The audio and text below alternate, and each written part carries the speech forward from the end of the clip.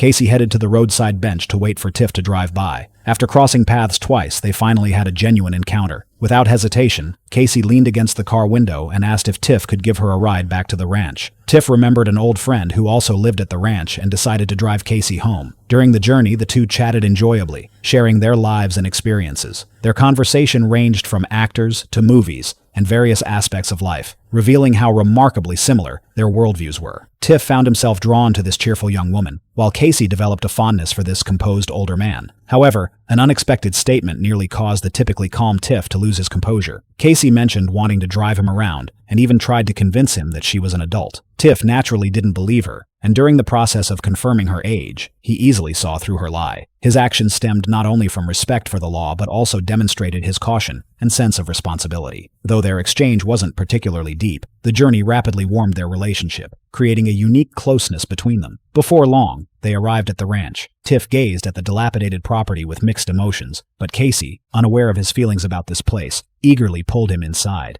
When the residents noticed a stranger arriving, they came out to see who it was. They didn't seem particularly welcoming toward Tiff, but Casey's affection for him was obvious, as she enthusiastically introduced him to everyone, almost as if showing off her most prized trophy. Casey's brother, noticing Tiff's attire, realized this older man must be someone significant. After a brief conversation, Tiff expressed his desire to meet his old friend. His request, however, suddenly made everyone present appear tense, as if hiding some unspeakable secret. Tiff keenly detected something unusual and insisted on going upstairs to see his friend, despite the girl's attempt to stop him by saying the friend was taking a nap. Tiff politely but firmly expressed his determination, leaving the girl no choice but to let him in. Upon entering, the scene before him made him furrow his brow. Garbage was piled everywhere, with rats scurrying about. The dim light and unsettling atmosphere suggested that the owner, George, might have met with misfortune. Yet when Tiff pushed open the door, he found George simply lying in bed, sleeping, and quite irritated at having his rest disturbed. He didn't even recognize Tiff at first. Tiff concernedly asked George if he had a drug habit, a question that immediately ignited George's anger. He adamantly denied it, countering that his girlfriend loved him very much and that he was happy to let these people stay here. George's reaction made Tiff uncomfortable, and George even demanded to know where he had come from. With no other option, Tiff left the room, only to find the girls outside clearly displeased with his intrusion and questioning.